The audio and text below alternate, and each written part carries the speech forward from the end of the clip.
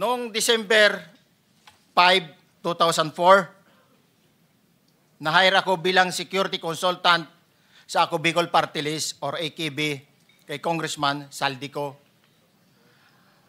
At nasimulan ang duty ko kay Congressman Saldico. Bawat umaga, nagre-report ako sa BGC sa Horizon, sa Bonifacio Global City, kung saan nakatira si Kong Saldico. Tuwing may duty at detailed ako sa basura, it means itong basura,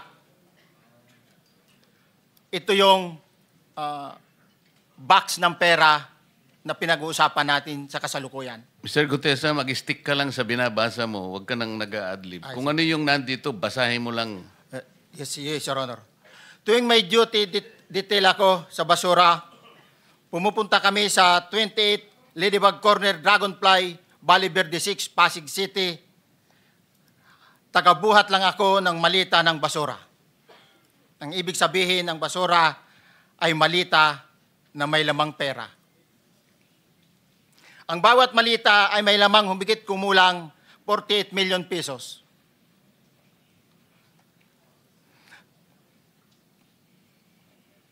Ang bawat malita ay may post-it na nakadikit na nakasaad kung magkano ang laman ng bawat malita. Tuwing may duty detail sa basura, may pumupunta na tao na magde-deliver ng basura at nire-receive ni John Paul Estrada at Mark Tiksay. Ang mga executive assistant ni Congressman Saldico at sila ang mga detailed sa mga ganyang activities. Ang mga nangyayari kapag duty kami sa basura, kalimitang dinadala sa bahay ni Congressman Saldico sa Valle Verde 6 at tinatanggap naman ni Mark at ni Paul. Pagkatapos naming may baba ang nasabing basura, ipinapasok sa bahay ni Congressman Saldico sa Valle Verde 6 at binibilang ni Mark at ni Paul. Alam ko na ang laman ng malita ay pera sapagkat nakita ko si Paul na binuksan ang malita at inilabas ang laman para bilangin. Ang isang ehemplo na nagdala ng pera ay si Congressman Eric Yap ng AXIS Party List.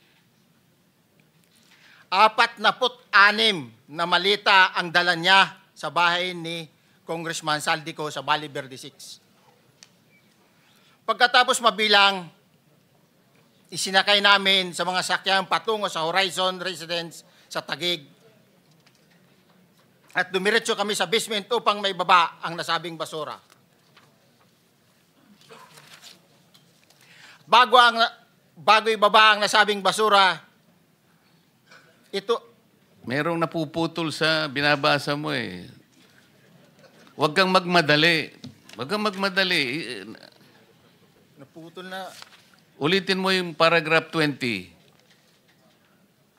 Wala na akong... Hindi ko makita na putol na siya.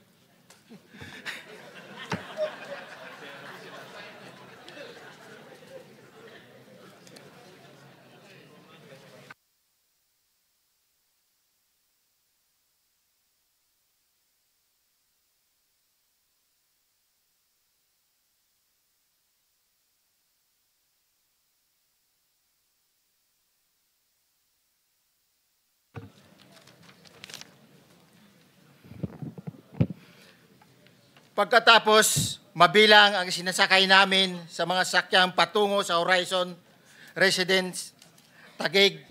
Pagdating sa Horizon Residence, dumidiretso kami sa basement upang maibaba ang nasabing basura at dalhin sa unit ni Congressman Saldico sa 56th floor sa nasabing lugar kung saan siya nakatira. Bago ibaba ang nasabing basura, ito ay bawas na. Halimbawa, nag-akyat kami ng 46 na malita. Ibababa lamang namin ay 35 malita para i-deliver sa bahay ni House Speaker Martin Romualdez sa 42 McKinley Street, Taguig. Ang 11 malita ay naiwan sa taas ng 56th floor sa Horizon Residence. Humigit kumulang 3 beses ako mismo ang nag-deliver ng basura sa bahay ni Congressman Saldico, sa Horizon Residence at sa mga bahay ni Speaker Romualdez sa 42 Mackenzie Street, Taguig. Mas maraming pagkakataon na nagde-deliver kami ng basura sa bahay ni Speaker Romualdez at sa bahay ni Congressman Saldico dahil iba-iba kaming mga nakadetailed na close-in, backup at advance party na nagkakaroon ng rotation. Sa huli, ako po ay nagnanais na mapasailalim sa Witness Protection Program dahil alam ko po nanganganib ang buhay ko at ang aking pamilya sa ginawa kong paglalahad na ito.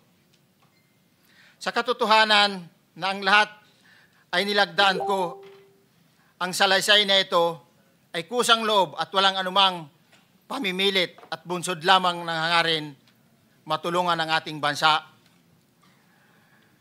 Ito po ay nilagdaan ko, Your Honor. Thank you, Orly. Before you proceed, meron lang ako papakitang litrato sa iyo. No? I-confirm mo, kasama na rin si Bryce, kung yan ba si Paul na binabanggit mo. I confirm, Your Honor. Yun nga po, Your Honor. Siya po. Okay, so, yeah, for the record, andito po yung litrato nung binabanggit na si Paul. Ang palyado nito.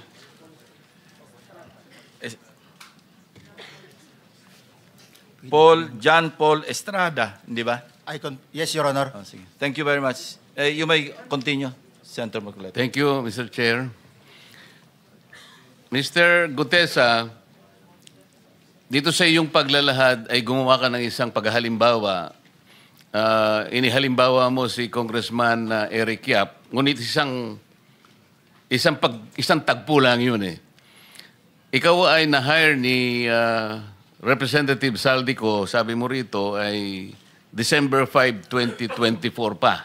Yes, Your Honor. Sa pagkakaalam mo, mga ilang beses kayong gumagawa ng bagay na ito. Ibig sabihin, yung pagdi-deliver ng pera, sa natatandaan mo, gaano kadalas ang pagdi-deliver? Kasi ang ginawa mo kanina ay isang example lang.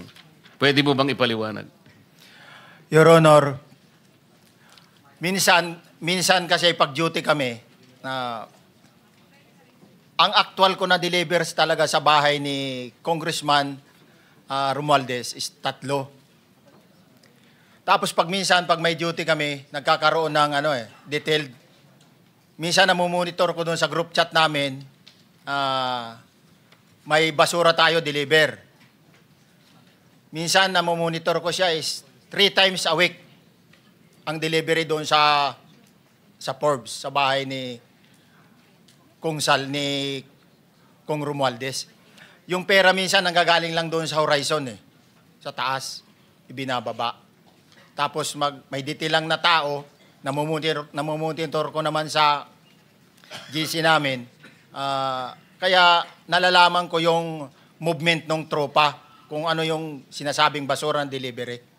So yung delivery o yung movement ng tropa nagaganap average 3 times a week. 3 times a week, Your Honor. Nagsimula noong December 2024. Yes, Your Honor. Hanggang ngayon ba ay naglilingkod ka pa kay Representative Saldico? Sa kasalukuyan po ay nag-resign po ako noong August 5, itong taon po na ito.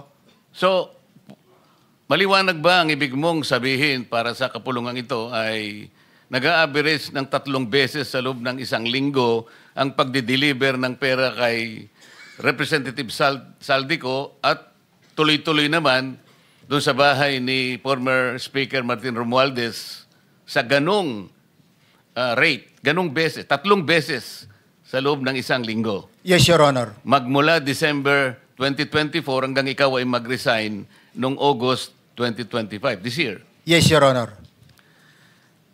Mr. Chair, Senator Marcoleta, short Yes, interjection. with the permission of Senator Marcoleta. Thank you, may Mr. proceed. Chair. May maibigay ka ba na pangalan? Kasi ang sinasabi mo lang ngayon, as far as you're concerned, during ikaw ay nagdo-duty. nagro-rotation basis yung duty. So pag wala ka, absent ka, iba ang nagdo-duty, iba rin ang nagtatanggap sa pera at nagdi-deliver. Am I correct? Senator De La Rosa, may I just remind you na isang follow-up. Pero kung gusto mo ituloy at pahig si Senator Marcoleta, naka-charge sa oras niya yung mga susunod na tanong. Okay? Okay lang. Okay lang. Sige, boss. May- Nanghiram meron lang pa naman namang- ako sa iyo. Go ahead. Meron ka pa namang 4 na minuto pa mahigit yan. Yes, sir. So, sige. Very quick lang. So, pag hindi ka duty, may ibang nag-deliver ng pera kay Saldico at kay Speaker Romualdez. Pag nangyayari yan, sir, pag hindi ako duty, may makadetail talaga sa basura na yan. Pero ang authorized lang na mag-deliver at mag-receive niyan is yung 2 tao na binanggit ko, which is John Paul Estrada and Mark Tiksay. Okay. Thank you, Mr. Chair. Thank you, Senator Marcolita. Mr. Gutesa,